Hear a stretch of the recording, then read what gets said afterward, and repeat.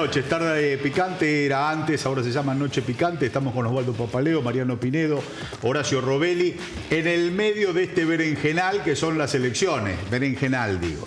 Berenjenal es nuestro ánimo. Claro. ¿Qué es la berenjena? La berenjena, bueno.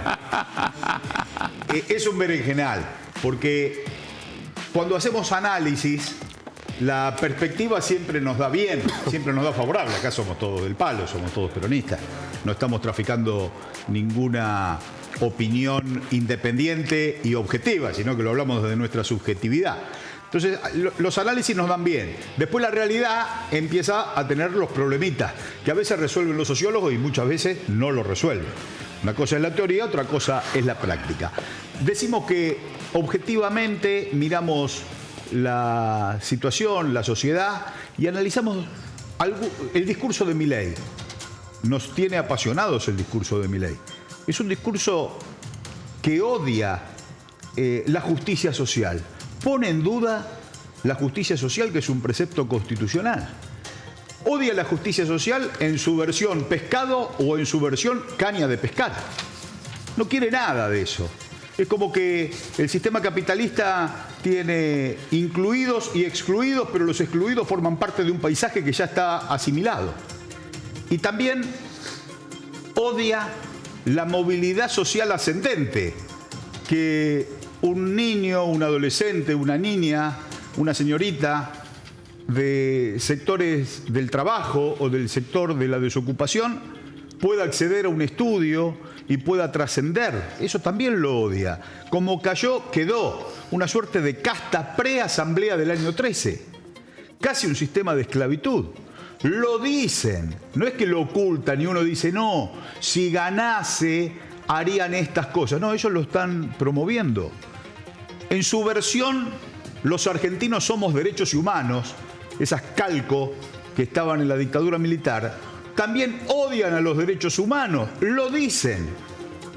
En el símbolo de la ESMA, la señora Victoria Villarroel, la candidata a vicepresidente de Javier Milei, plantea que eso tiene que ser para todos, no para el sector derechos y humanos. En la otra versión de las calcos de la dictadura militar, achicar el Estado es agrandar la nación, decía y gritaba Martínez Dios en esa represión de la dictadura militar. También Milei se hace eco de ese concepto. Odian que las Malvinas sean argentinas. No quieren importunar a Gran Bretaña y hablan de la admiración con Margaret Thatcher. Por eso todo el pueblo argentino y los excombatientes ponemos el grito en el cielo.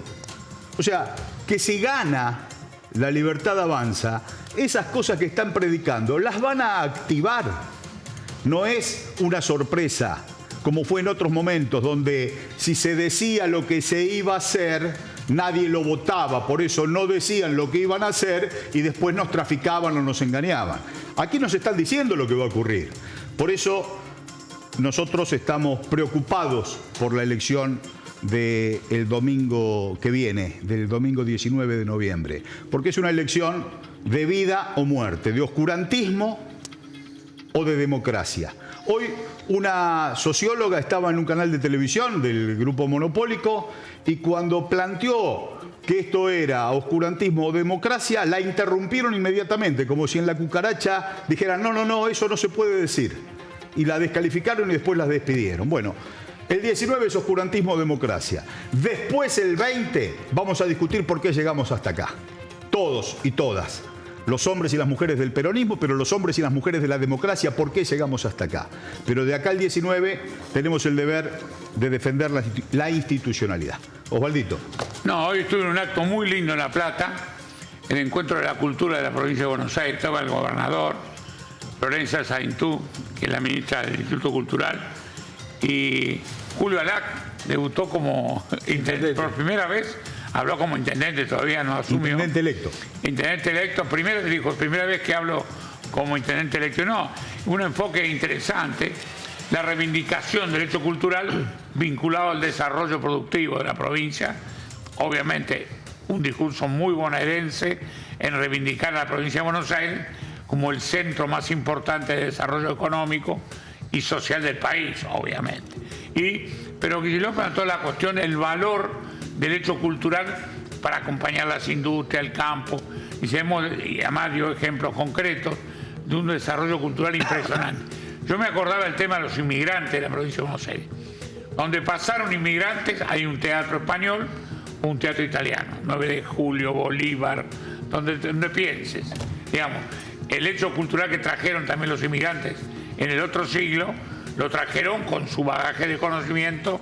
Muchos de ellos no tenían formación cultural, bueno, pero habían olfateado eso. Y ahí en La Plata tenemos también el Teatro de los Podestá. Claro, pero y además anunció una cosa linda, se reabre a los platenses importantes y a los bonaerenses, porque reivindicó Kicillof a La Plata como ciudad de la provincia, por ser la capital.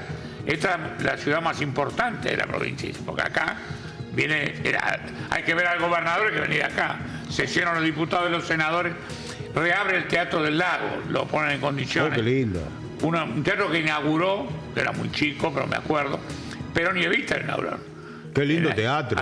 Un hermoso Teatro del Lago, claro, el lago del Bosque. Bueno, han hecho un convenio que no se podía haber hecho, no se hizo antes con la municipalidad, lo van a hacer con ALAC.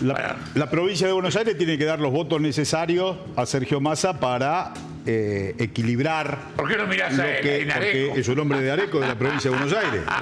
Retomo un poco lo de Osvaldo, haciendo esa asociación entre la cultura y la situación electoral, porque lo que uno advierte en el interior de la provincia, estoy medio a las corridas porque estoy viniendo ahora de San Antonio de Areco, en donde estuve hablando con algunos vecinos y vecinas en torno a la elección, es una sensación de miedo en cuanto Milei significa la alteración profunda de una idiosincrasia muy particular que tienen las ciudades y pueblos del interior de la provincia de Buenos Aires, que tienen una mentalidad conservadora, a veces no afín al proceso transformador del peronismo o avasallador en la transformación del peronismo, pero a su vez reivindican esta cosa de ser una comunidad tranquila, no violenta, tener estos lugares de encuentro y de intercambio que no sean perjudicados por la situación de la política, la posibilidad de construir desde la solidaridad, desde el encuentro, 12 clubes sociales y deportivos en cada pueblo, o 5, o 6, o 7, depende qué pueblo. Todo eso se ve alterado por esta visión violenta, avasalladora desde el cambio cultural, desde el individualismo, desde la motosierra. Desde la motosierra y desde la motosierra es conurbano. Y desde la no me sale ahora la palabra, la cosa monetaria, ¿no? Monetarización de toda la vida cultural. Es decir, todo lo transforma en dinero, todo lo transforma en ganancia, y ese no es, a mi juicio, la falta de solidaridad. Sí, la cosa individualista y dineraria de todas las relaciones. Milei identifica todas las relaciones como relaciones comerciales y de intercambio comercial. Y la verdad es que hay una cultura muy arraigada en el interior de la provincia de Buenos Aires que yo creo que va a rechazar esa visión. Bueno, hay algo... Si bien tuvo muchos votos Milei, me parece que hay una oportunidad de plantear, esto... Pero hay algo que vos pusiste en caracterización del peronismo, avasallante. Hay que dejar de avasallar a nadie. Acá hay que sentarse en una mesa a discutir el rumbo y ponerse de acuerdo en lo posible, en los posibles acuerdos, activarlos. Sí, avasallamiento desde la transformación, de que nosotros queremos hacer una sociedad más justa, pero a veces aceleramos demasiado ese proceso y incomodamos al mundo conservador que quiere, lo cual es un debate interesante de última. Yo lo que digo acá de Milei es una cosa que viene a transformar una idiosincrasia, incorporando la visión economicista, extranjerizante, ¿no? Sí, claro. Hay mucho de la cultura criolla en la provincia de Buenos Aires. Fíjate, cuando me dijiste la palabra conservador, activé el concepto de Gog y Magog, los dos payasos del banquete de Severo Arcángelo, de la novela de Leopoldo Marechal, que dice, nosotros somos conservadores, una orgía es una orgía. Entonces planteaba con hilaridad Leopoldo Marechal, claro, poniendo a los conservadores en ese plano. ¿Cómo lo estás viendo, Horacio? Hoy tenemos un informe de economía que va a ser un detalle muy lindo y un aporte muy grande que vas a hacer. Bueno, por el proceso inflacionario que obviamente se está desacelerando a medida que se desacelera el dólar. Y de acuerdo a lo que dijeron tanto Osvaldo como Mariano, en realidad uno lo que está viendo es que el mercado no le está ganando a Milei. Porque si el mercado le estaría ganando a Milei, en vez de descender el dólar, como está descendiendo, estaría subiendo, pero a valores astronómicos. Y claro, esto no está pasando. O sea, la promesa de dolarización haría que se disparase. Suplemento del Gran Diario Argentino del domingo anunciaba el crecimiento del dólar esta semana. Lo leí yo. Vamos a ver. Se equivocó el hombre porque era la lógica, explicaba cómo iba a haber un cambio. Yo, a partir del lunes que empezó ayer, iba a crecer. Y yo vi que aparentemente no se movió, por lo que informa el dólar, está más o menos estable ahí. Está estable, tanto ayer como hoy está estable. Y lo más importante es esto: el gobierno ya tiene un tipo de cambio competitivo, porque si vos haces un mix, porque le permiten al exportador el 30% venderlo por el contado con liqui, el 70% a través del tipo de cambio oficial. Ese tipo de cambio ya da 510 pesos. Ya tenemos el tipo. No necesitas tener un dólar a 1.000 pesos. Con 510 pesos tenés superávit comercial, tenés récord de exportaciones. Todo lo que está previsto para el año que viene está previsto con este dólar. Es posible. Sí, es posible con este dólar 5,10. Ahora lo vamos a ver. Ahora vamos a ver el detalle de lo que plantea Horacio Robelli. 500 es el tipo de cambio hoy. En la crisis civilizatoria del mundo hay líderes regionales que están apoyando a Sergio Massa. Vamos a ver algunos de ellos. Si yo fuera argentino, que me siento más que hermano de mi fuero íntimo, ante el dilema que tiene el pueblo argentino, y no porque Massa sea mi amigo, sino que ante la opción que existe lo votaría, porque reiteradamente está planteando la necesidad de gobierno nacional. Me parece que tiene conciencia que la Argentina no necesita cataclismo, sino vertebrar unidad nacional, porque ahí tendrá la fuerza para salir del drama en el cual está sumergida. Por eso, si pudiera votar, votaría por Massa con las dos manos, porque me parece que inclina un paso de esperanza con su actitud abierta de diálogo y de inclusión, y no de desprecio y de aplastamiento. Suerte, argentinos, suerte, suerte por todos los latinoamericanos, por el pueblo argentino y por nosotros, los que vivimos pegados a la Argentina. Chao. Qué profundo lo del Pepe. Qué lindo escucharlo. Y qué tranquilo, ¿no? Y qué preocupación. Sí, pero qué tranquilo. Serenidad. En la expresión, sereno. Sereno y profundo. Uruguay, yo tuve oportunidad de hablarlo con el Pepe Mujica. De escucharlo más que de hablarlo. Yo lo escucho a un sabio, no ando opinando alegremente, estoy escuchando. Pero lo escuché en un momento de una crisis profunda que me tocó compartir a partir de un pedido de él de poder dialogar con algún sector que prestara atención. Dice, Uruguay fue creada por Lord Ponsonby con ese algodón entre dos cristales. ¿Para hacer qué? Una playa de estacionamiento de contenedores, podemos decir ahora, y destruir la industria argentina y la industria brasilera como un lugar de libre comercio. El Pepe tenía que venderle a la Argentina sillas y latas de durazno. Gobernaba todavía, dice. Y a Argentina le ponía las mismas restricciones que a veces le ponemos a China. Inentendible. En nuestro gobierno, inentendible. Entonces estaba preocupado porque dice, si no puedo vender a la Argentina, que es nada, acá va a ganar la derecha y va a ser la playa de estacionamiento y va a destrozar toda la región.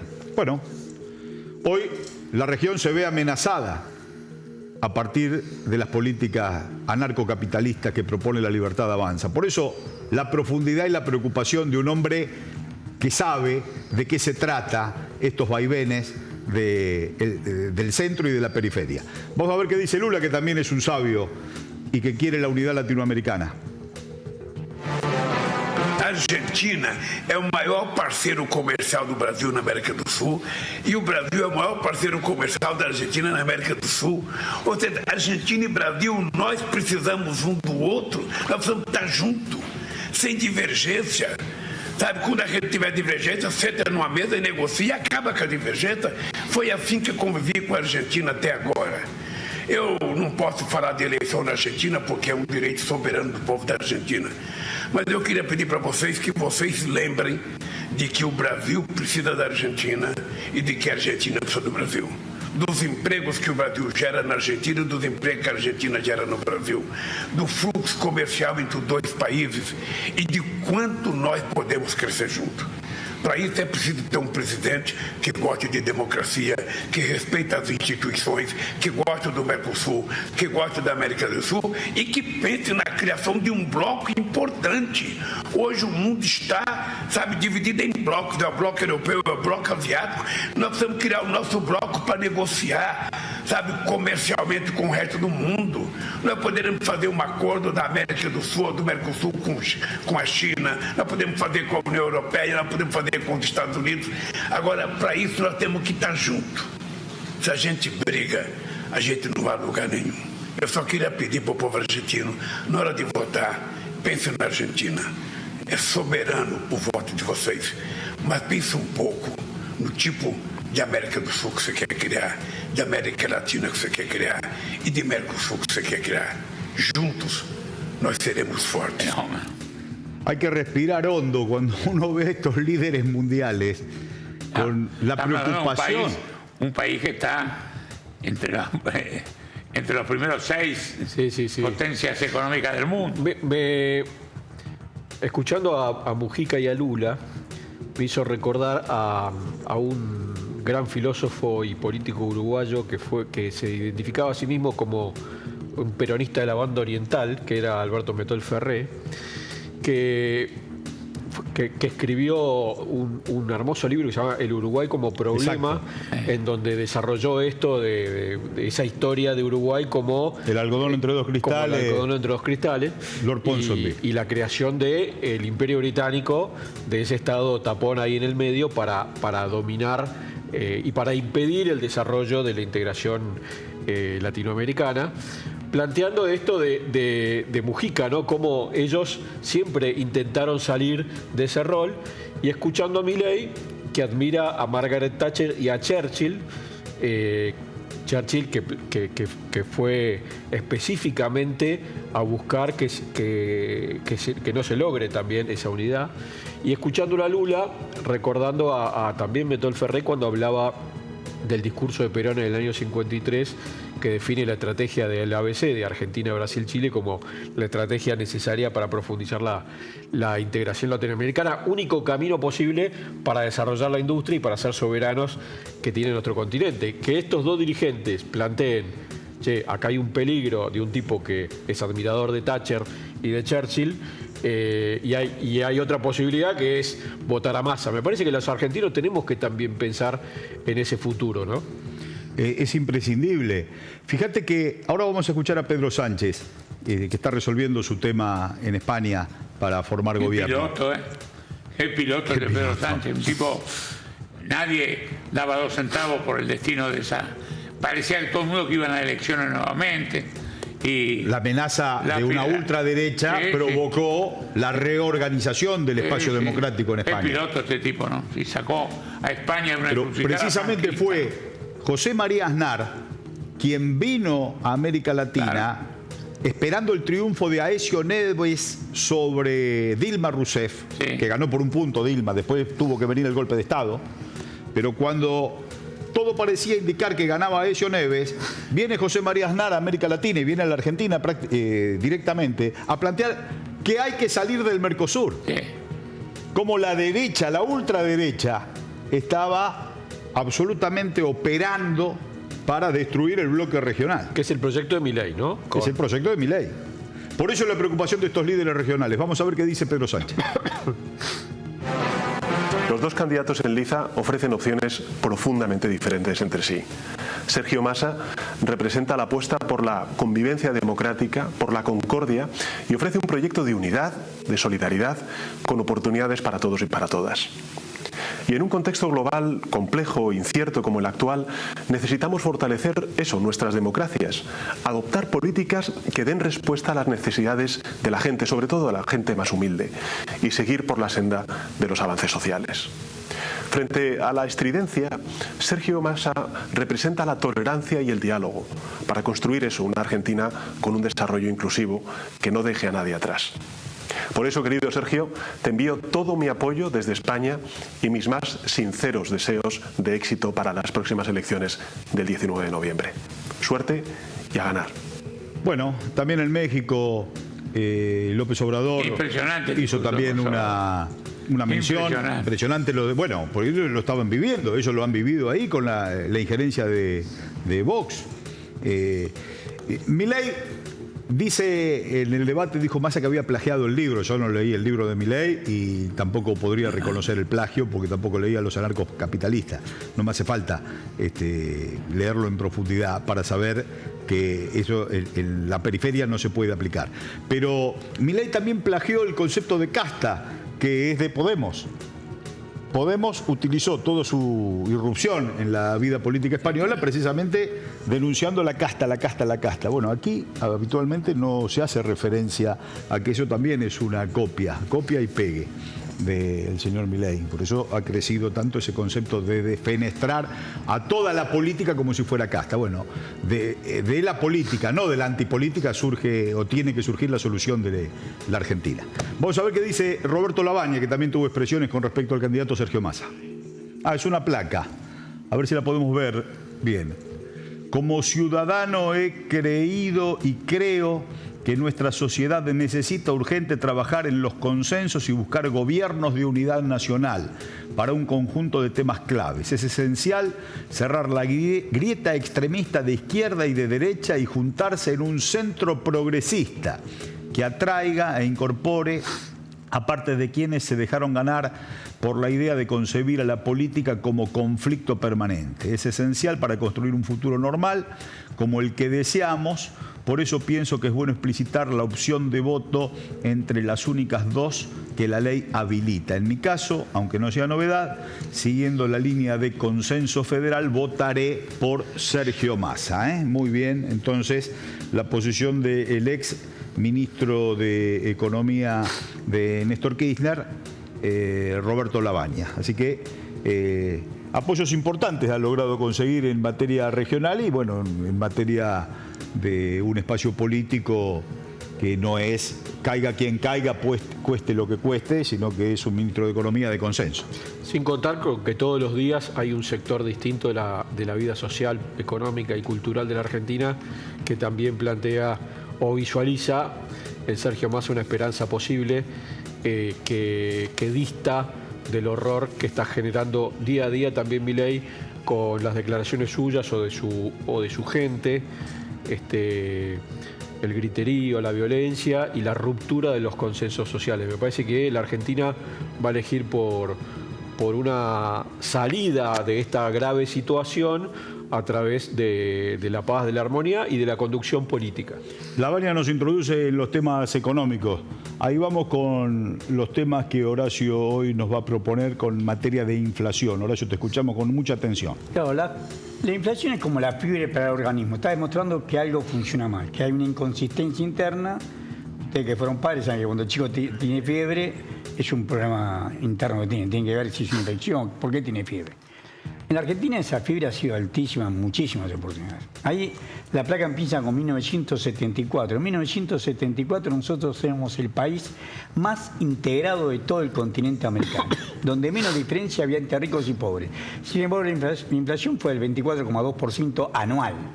¿Por qué? Porque evidentemente la puja distributiva, por más que había un plan trienal, inflación cero, hubo aumentos salariales, hubo aumento de precios, pero con una economía que crecía en forma sostenida y distribuía ingresos. Después del Rodrigazo se produce ya una inflación de 3. Claro, Rodrigo es 75 ya. En 75. En el 4 de junio del 75 se produce el Rodrigazo y tiene un efecto devastador en todo el año. Con la dictadura militar, fíjense que nunca bajó la inflación de 3 dígitos. Nunca, en toda la dictadura militar. O sea, es la misma mentira, como dijiste bien vos al principio, Gabriel, el mismo programa del 2 de abril de 1976 de José Alfredo Martínez Dios es básicamente la misma esencia del plan que propone para Argentina Javier Milei. Es lo mismo. Fíjate que nunca bajaron la inflación de 3 dígitos. Nunca la bajaron. Por supuesto, con la guerra de Malvinas más y cuando se fueron más. Con Alfonsín también no pasó lo mismo. Alfonsín tiene la hiperinflación. O sea, ahí tiene en el año 1989 3.000% de inflación. Cuando cae Alfonsín, 3.000% anual. ¿Y por qué? Porque lo que se violó fue el acuerdo con el... Ahí el dólar se empieza a sustituir, porque con la dictadura militar se empezaron a comprar casas con dólares. Antes no. Y plan de propiedad con dólares. Sí, el primer aviso de venta de una casa en dólares es de agosto del 76. Y ahí comienza para no parar más. Fíjate, muy fuerte la hiperinflación de Alfonsín porque se evaluó violentamente. Y termina con el gobierno. Terminó con el gobierno y inclusive limitó muchísimo al gobierno, al plan Mujibor de Menem. Claro. No pudo hacerlo recién ahí y con el costo social que significó. Perdóname, Horacio, en el medio está una negociación con el Fondo Monetario Internacional también. Siempre estuvo detrás del fondo, siempre. Menos con Perón vivo, pero sí con Isabel le fracasó. Esto Osvaldo lo sabe mejor que yo, porque estaba como ministro de Economía Cafiero y hablaron con el Fondo Monetario Internacional, pero el Fondo Monetario Internacional no aceptó el ida y vuelta de las medidas de tomar, no aceptó las enmiendas que había puesto Cafiero y no firmaron el acuerdo. Pero en realidad yo no creo que sea tanto por eso, sino porque ya se preparaban el golpe militar del 76. Antes que asumiera como ministro José Alfredo Martínez Dios, ya había un acuerdo con el Fondo Monetario Internacional, porque él asume el 2 de abril. Entre el 24 Nosotros lo sabíamos, antes del golpe del 76, sabíamos el arreglo sabíamos el gabinete además, que venía con la dictadura, y que venía Martínez Dios con un acuerdo con el fondo, ¿no? Con un acuerdo antes que asumir, porque él formalmente asume el 2 de abril. Antes ya le había dado el Fondo Monetario Internacional 100.000 millones de dólares para poder cubrir 100.000 millones de dólares, ahí porque una barbaridad. En otro momento tendríamos que discutir, o más que discutir, preguntarle a Osvaldo si el golpe militar no fue en noviembre del 75, más que en marzo del 76. Claro. Nadie se va de vacaciones con las esposas de los 3 comandantes en jefe. En este caso Isabel se va de vacaciones con la esposa de los 3 comandantes en jefe. Claro. Bueno, entonces estamos diciendo, la hiperinflación de Alfonsín es porque devalúa violentamente el dólar. Ahí hay un debate en el Congreso, con un discurso memorable de Cafiero cuando trata el tema de la deuda externa. Ahí con el gobierno de Alfonsín. Era diputado nacional Cafiero, después del 85. Diputado electo en el 85, exactamente. Claro. Bueno, acá tenemos ahí pasa a lo que es a la actualidad, digamos. Tomemos, por ejemplo, el año 2001, cuando se produce una fuerte recesión en Argentina, fíjate que la inflación da negativa. O sea, el aumento de los precios fue negativo, anualmente fue negativo. Sin embargo, en el año 2002 ya empezaron a correr los precios. ¿Por qué? Porque el tipo de cambio paralelo estaba en Montevideo cuando asumió Néstor Kirchner, el 25 de mayo del año 2003. Pero perdóname, en el 2001 todavía teníamos el 1-1. Bueno, pero por eso se había frenado la economía. Exacto. Si tuviéramos otra tabla para mostrar, ahí había una caída del Producto Bruto de más del 5% del Producto Bruto. Sí, sí. Una brutal caída del Producto Bruto. El cambio, fíjate... Estanflación. En realidad era recesión pura. Recesión pura, porque no exacto. crecía, pero sí empezó a crecer los precios en el 2002. Y cuando asume Néstor Kirchner el 25 de mayo del 2003, el tipo de cambio paralelo en Montevideo, que es un mercado negro por excelencia nuestro, estaba a 4 pesos el dólar. Oficialmente estaba a 3 pesos con 50. Cuando se va Néstor Kirchner el 9 de diciembre del 2007, el tipo de cambio era de 2 pesos con 90. Lo bajó de 3,50 oficial, 4 pesos el paralelo, lo bajó a 2,90 Néstor Kirchner. Claro. Gracias a las brutales exportaciones que realizó y gracias a que no dejó vender un solo dólar de las reservas internacionales. Entonces había más oferta de dólares que demanda. Claro, sí. Cuando hubo una corrida Cuando hubo una corrida que se disparaba el dólar después de la devaluación asimétrica del 4-1 y demás, hubo una corrida y a los especuladores les hizo perder todo lo que habían timbiado. Exactamente. Esa fue la jugada. Casi fue un correctivo que se dejaron de molestar. Muy similar, por supuesto lo de Néstor fue de una magnitud y de una extensión en el tiempo mayor, pero muy similar a después de las elecciones del 22 de octubre. Ahí perdieron BlackRock perdió mucha plata. Después del 22 de octubre, acordate de lo que decíamos la vez pasada. Claro, ahora. El 22 de octubre reciente, ¿no? Claro, los títulos que tiene BlackRock. Los títulos ganaba Milei en primera vuelta, parecía. Y por eso se lo saca encima a Darío Epstein y a Juan Ignacio Napoli, porque los dos le habían dicho que si no ganaba quedaba posicionado, y esto no pasó. Y los títulos, y ellos empezaron a recuperar los títulos, a comprar títulos, cuyo valor nominal era siempre $100, pero había empezado a crecer de 30 a 32 dólares a 39 dólares. Ganó Massa y al otro día cayeron todo de vuelta a 30 a 32 Bueno, ¿y cómo llegamos hasta hoy, Horacio? Bueno, rápidamente, mirá. Hoy estamos en una situación harto difícil, porque fíjate que cuando se va Macri se va con una inflación del 50% anual. O sea, estamos en el año 2019, 50,2. Macri y Fernández, bueno, Fernández 20 días, 50% anual. Y después, este hecho después, vos fíjate lo que es hoy. Nosotros tenemos en el 2022 una inflación de casi el 95% anual. Y en los 10 meses del 2023, 120% anual. ¿Por qué es esto?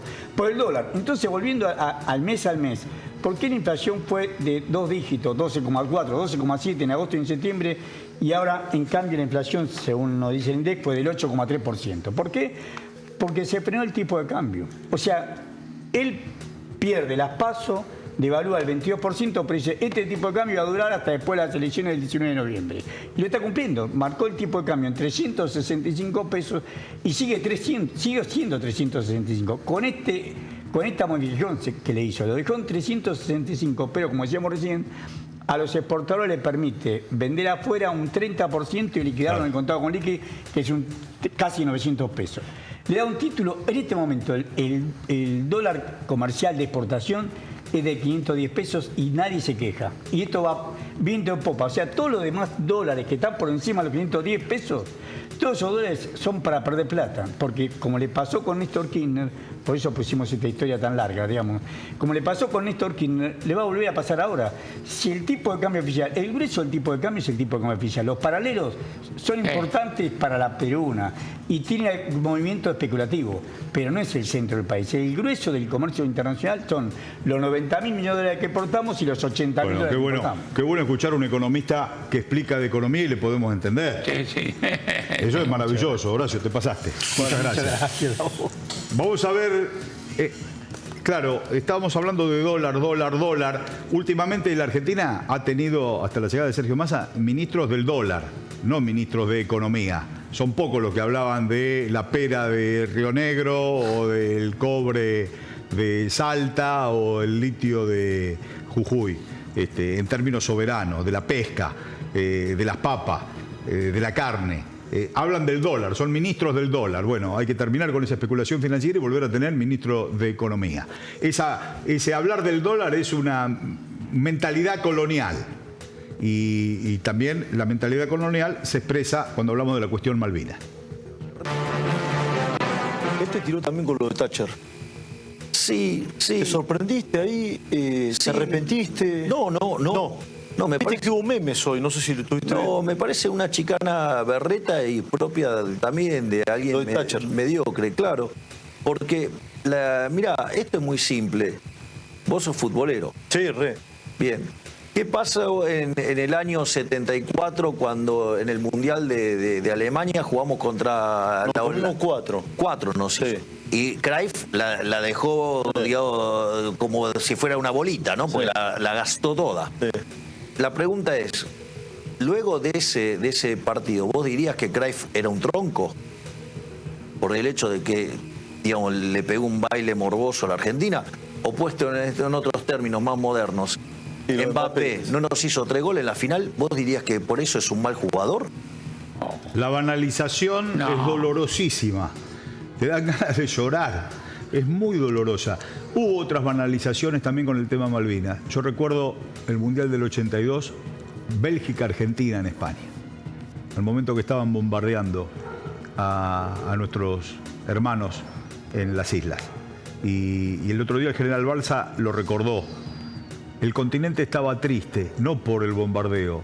Había perdido 1-0 Argentina con Bélgica en el Mundial. La banalización de los temas centrales y dolorosos y profundos es realmente un acto de traición a la patria prácticamente, a la sensibilidad de nuestro pueblo. Hoy Massa estuvo en Río Negro y también se refirió a Malvinas. Lo escuchamos. Pero sobre todas las cosas, en momentos en que algunos elogian a quien ordenó asesinar a los héroes del crucero General Belgrano, nuestra defensa de la soberanía de Malvinas. Las Malvinas fueron, son y serán argentinas. La sangre de nuestros soldados no se negocia, nunca se reconoce a quien ordenó la muerte de argentinos y argentinas. Hay que respirar hondo, realmente, porque son temas muy sensibles, que se metieron en la campaña, se metieron en la coyuntura electoral. Hasta este momento había sido grave la expresión de quien se presenta como la canciller de Milei, la doctora Mondino, que había planteado algo que es absolutamente imperdonable para la posición argentina en Malvinas, que es que hay que reconocerle el derecho a autodeterminación de los pueblos a los kelpers. Muy pocas veces... Como si fuera un pueblo. Muy pocas veces se había escuchado semejante posición a la entrega. El canciller de Macri había hecho, Fourier había hecho algunas incursiones. Hizo un acuerdo, Forador y Duncan, que parece que estaba... copeteado. Escabio también. Pero bueno, esta posición, también hay algunos títulos de la tribuna de doctrina, reivindicando siempre a los kelpers el 2 de abril y provocando este tipo de situaciones. Pero la verdad es que ahora la explicitación de la valoración política de Margaret Thatcher eriza la piel. Eriza la piel. Y la vinculación con el fútbol, mal aplicada por otra parte, pero para no banalizar nosotros no vamos a hablar Cruyff es alemán o holandés, porque también nos metemos en el mismo barro. Pero es una cosa muy típica de Macri también, ¿no? Sí, le hablaba de fútbol a Putin. Hablar de los temas livianamente. Yo imaginaba la situación de Putin escuchando al presidente de Argentina que le hablaba en lo bajo. En el Mundial, Rusia. Una cosa. Putin habrá pensado, este tipo, ¿de qué me habla? ¿Te imaginas Putin? Yo creo que este tema Malvinas abordado de la forma liviana y descomprometida y cipaya que tiene el candidato Milei y el sector de los libertarios, nos tiene que hacer reflexionar a todos y todas. Nos tiene que hacer reflexionar. Hasta ahí, el resto, es cierto que estamos mal, es cierto que el gobierno es malo, es cierto que el otro gobierno de Macri había sido malo, es cierto que hay un desencanto muy profundo, es cierto que estamos en el borde del acantilado, pero podemos trascender o hundirnos todavía mucho más. El tema Malvinas es tomado por los excombatientes, pero también por todo el pueblo argentino. Los excombatientes salen a hacer micromilitancia.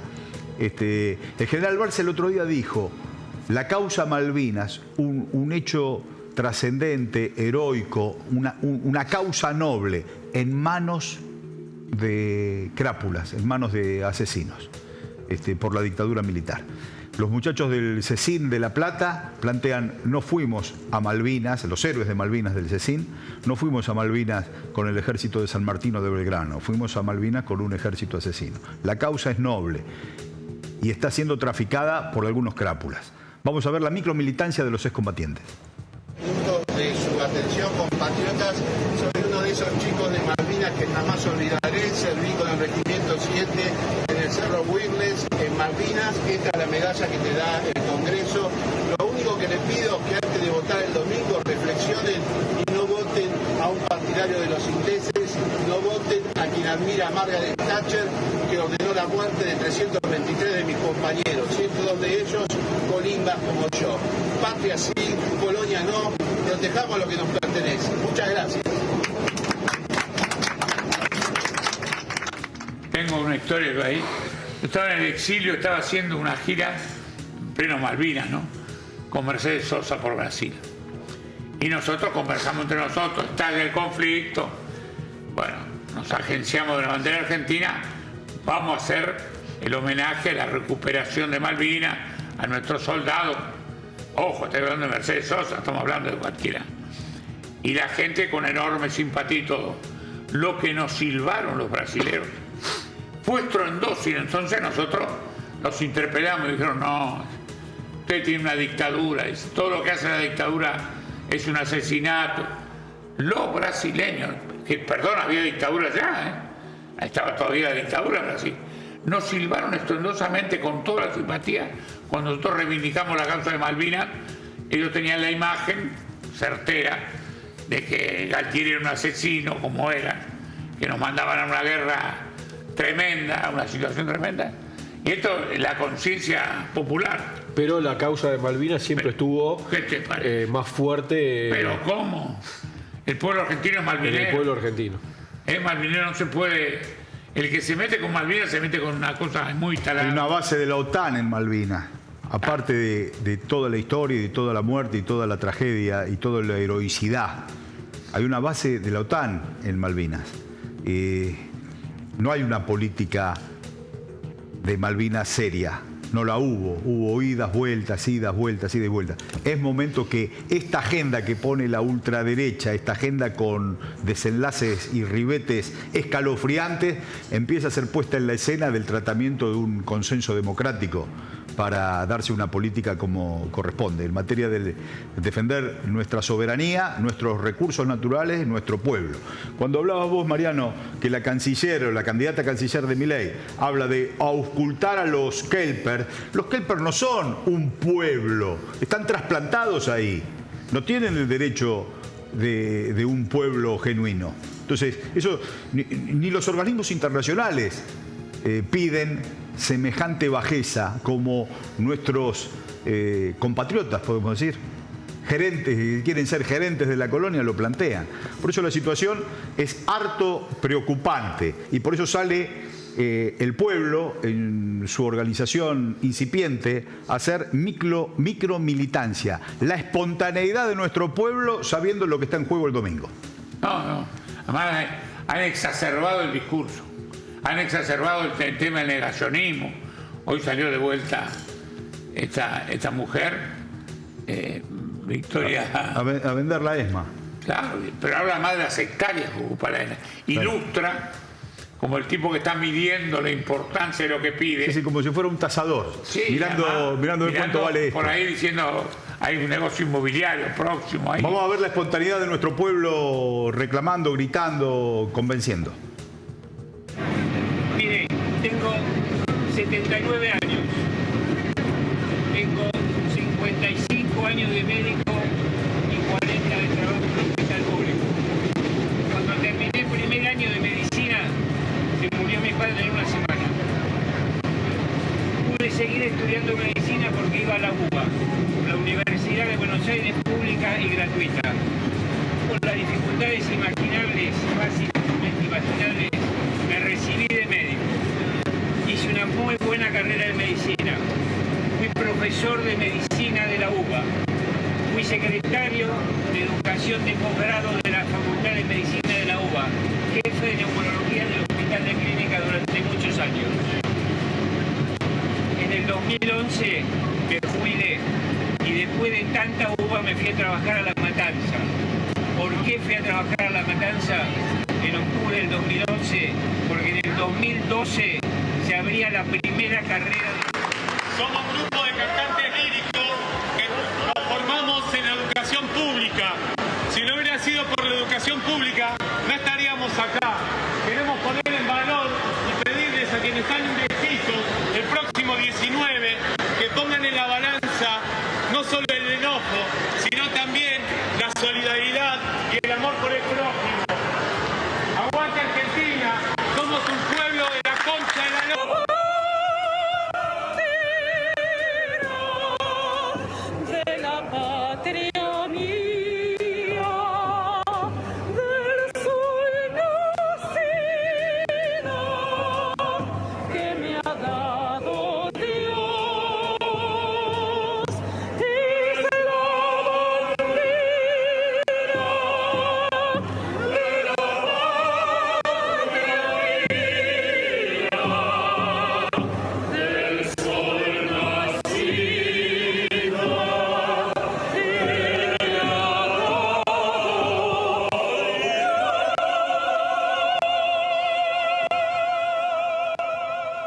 Cuando Milei plantea que la movilidad social ascendente es un instrumento que pagan los ricos para que los sectores del trabajo accedan a beneficios que no les corresponde, es inmoral. Eso está en nuestra Constitución. Esto es la movilidad social ascendente. Poder estudiar en una escuela pública. Vienen de todo el mundo a estudiar en la Universidad Argentina, en la Escuela Pública Argentina. Los chicos en Chile recibieron los balazos en los ojos en la represión precisamente por los vouchers. O sea, hay muchas cosas que están en juego. Nuestro pueblo, en la espontaneidad, en el compromiso, sale a predicar, dando cuenta de lo que está en juego el domingo. Nosotros tuvimos el 30 de octubre del 83, del 82, no, del 83, 30 de octubre del 83, una elección importantísima, era la recuperación de la democracia. Festejado la Unión Cívica Radical, nosotros quedamos amargados, pero todos vivimos el proceso de la democracia, el proceso democrático. El proceso es una palabra que no corresponde, pero el desarrollo de nuestra democracia. En el balcón de Semana Santa estaban todas las fuerzas políticas. Estaba el Coti Nosiglia, y estaba José Luis Manzano, estaba Antonio Cafiero y estaba Raúl Alfonsín. El Coti Nosiglia, mira lo que dice de este momento, tomando la esencia y la percepción que ha tenido la Unión Cívica Radical en la campaña electoral de Raúl Alfonsín en el año 1983.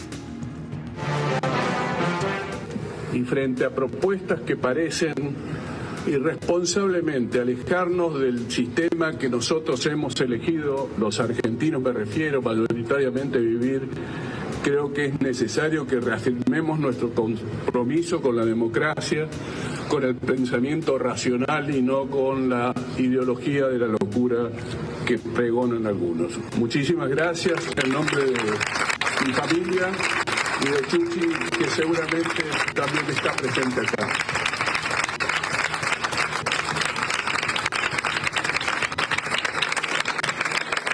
Bueno, muchísimas gracias por venir. Bueno, ahora desde la Secretaría de Derechos Humanos... No, además había un discurso ahí cuando Ricardo Ginés, que es médico mío, alergista, ¿no? Médico de viaje. Ah, el médico es el médico tuyo. Sí. A mí me lo mandó Lidia hoy el video. Sí, médico, amigo y todo. Primo de Juan Carlos Ginés, un enorme intelectual del peronismo, ¿no? El primo. Por supuesto. Pero él manda un mensaje que es muy emocionante ahí. Habla de la Universidad de La Matanza. Habla de la Facultad de Medicina de La Matanza. Sí, que cuando se jubila en el 2011 en el hospital se va se fue a La Matanza. A ser que los trabajadores en La puedan Matanza. acceder Pero no, eso que es un tema también que nosotros podemos poner en valor. Lo que les molesta a Milei y a la derecha, la educación de los humildes. No es que no puedan acceder por muchas razones, no pueden ni transportarse a la capital federal, la gente de esa zona. Si no hay universidad, en el conurbano o en el resto del país, es imposible. Y él puso en valor que ya hay médicos de esa universidad de La Matanza, y yo he tenido la oportunidad varias veces, ¿no? Afortunadamente doy charlas ahí en La Matanza, y todas, General San Martín, 3 de febrero, José C. Paz. Eso para el pensamiento liberal es una bomba. Es lo que yo siempre lo digo del Canal Encuentro. El Canal Encuentro, Paca Paca, son hechos culturales que se incorporan al ánimo y al espíritu de los argentinos. Ellos odian estas cosas. Hay una... Ahora hubo algunas sesiones en donde se crearon nuevas universidades, pero hasta este momento, y que tengo entendido que todavía no están promulgadas, hasta este momento la última universidad pública que se había creado fue precisamente la Universidad Nacional de San Antonio de Areco, que es para nosotros un orgullo porque fue a iniciativa de nuestra gestión municipal y es una universidad regional. Me parece que este tipo de planteos, como el del doctor Gené o como los chicos que cantan lírico y tantos otros que van surgiendo, ponen también o interpelan respecto de esta supuesta diferenciación entre la igualdad y el mérito, ¿no? En realidad, los que están hablando son gente que fue beneficiaria de un proceso político de igualdad, pero que son de excelencia. Claro. El planteo de la igualdad no es un planteo de mediocridad hacia abajo, de trascendencia, como nos quieren hacer creer desde la posición del liberalismo. Son academias Spielman. Juan Carlos Gené, El inglés. Sí, señor, una obra. Una obra del Cuarteto Supay y Pepe Soriano. Impecable. La tierra se quiere justa, injusta quieren que sea, los que desde afuera vienen y la saquean. La tierra se quiere libre, esclava quieren que sea, los que desde afuera vienen y la saquean. Soberana es esta tierra, aunque no quieren que sea, los que desde afuera vienen y la saquean. Juan Carlos Gené, un prócer. Mirá cómo mira, Robert, está... Impresionante. ¿Vos viste el histrionismo de Gabriel? Un prócer. No, un prócer Juan Carlos Gené. El autor de Cosas Jugadas del ciclo de televisión más exitoso de los 60 y 70. Pero es importante para mí resaltar eso. Claro. Esos chicos que cantaban o el doctor Gené son gente que ha sido exitosísima en su... Y es... Antes de cerrar, yo quiero subrayar la aparición del Coti Nosiglia. Sí. Porque el Coti es un hombre de la política, de la democracia, de la Unión Cívica Radical. Corre sangre roja y blanca por sus venas. Y la boina blanca desde siempre. Un hombre que ha sido muy importante, un hombre joven. Ya ninguno de nosotros es joven. Pero cuando éramos jóvenes. Y él militaba con esa dedicación, con esa pasión por sus ideales. Y no aparece mucho. Es un hombre que le escapa a las cámaras. Hoy aparece en un recuerdo familiar, en un acto familiar, pero aparece diciendo lo que dice. Una hermana desaparecida. Por supuesto, hermana desaparecida.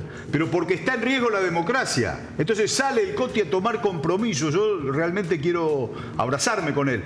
Me he abrazado con él, ¿sabes dónde? La última vez que lo vi, nos dimos un fuerte abrazo. Fue a despedir al Cancagullo al Congreso de la Nación. Fue a darle un beso y saludar a un compañero de las Juventudes Políticas.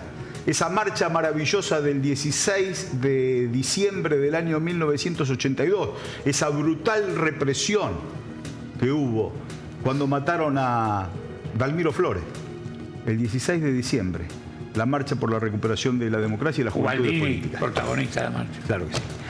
Está, para terminar, Fede, tenemos lo de Victoria Villarroel, me interesa, porque estos temas de derechos humanos hoy también están filtrados en la coyuntura.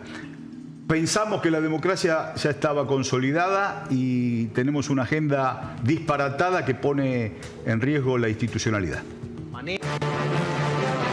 La ESMA hoy es un lugar emblemático que alguna parte de la sociedad valora muchísimo. ¿Eso seguiría funcionando de la misma manera? ¿No seguiría? Bueno, un predio como el de la ESMA son 17 hectáreas. Son 17 hectáreas que podrían ser disfrutadas también por todo el pueblo argentino, sobre todo porque en su momento estaban destinadas a ser escuelas y lo que más necesitamos son escuelas. No. Es un ser, además, con una frialdad y además de una exaltación de los medios de comunicación, obviamente del grupo. Cualquiera que haya ido a la ese exaltan lugar. a ella como una persona lúcida, posible reemplazante del loco si gana. Ya la están jugando como lo que el sistema aceptaría de parte de esa forma. Yo me imagino que en ese reportaje, de buena fe, que hubo repregunta, que hubo, tenga mano, no estoy de acuerdo, los símbolos, la memoria, habrá habido. Cualquiera que haya ido a la ESMA y realmente sienta algo adentro, percibe lo que ahí se vive y de qué manera se logró convertir el horror que se vivió ahí en algo lleno de vida y de futuro, digamos, ¿no? Villarroel lo percibe como un negocio inmobiliario o como un loteo posible. Es increíble, realmente. Una desfachatez ideológica para tratar emociones, cosas. Además, lo que pasó ahí, el mundo hay lo nietos, sabe. hay hijos, hay el mundo hermanos. lo sabe. Pero lo que ha ocurrido. El mundo lo aplaude. Las madres a favor de Plaza de Mayo. Es como visualizar Auschwitz como un loteo, posible. Claro. con una característica. ¿Cuántas hectáreas? Nadie Campo sabe de cuántas concentración en un barrio no aristocrático. Pero la declaración del patrimonio de la humanidad. Pero en un barrio bacán, ¿no? La declaración del patrimonio histórico de la humanidad que ha conseguido Maiki Gorosito como la presidenta del museo, no sé cuál es el cargo, la directora del museo de la ESMA. Ahí está la sede de cada encuentro, la sede de Pacapá. Pero la mirada de esa señora Villarroel a mí me hizo acordar a la mirada de los marinos que estaban el día que entramos a la ESMA, que estaban adentro, que faltaban 10 minutos para que se abra la puerta y el aire se cortaba con una gilet. Porque el nivel de tensión que había entre la recuperación de ese predio para la memoria de los argentinos y la defensa del lugar de represión, de tortura más emblemático de la Argentina de parte de los marinos ya en democracia, había pasado mucho tiempo. Pero esa mirada me hizo acordar a la de los marinos que nos miraban por la reja y que no sabía cuándo se iba a pudrir. Cierta solidaridad de ellos con lo que había pasado. Era la misma generación, no había pasado tanto tiempo. No se murieron todos los represores y los cadetes de aquel momento. Democracia o oscurantismo, ese es el planteo de Noche Picante. Nos vemos mañana, gracias compañeros. Hasta mañana.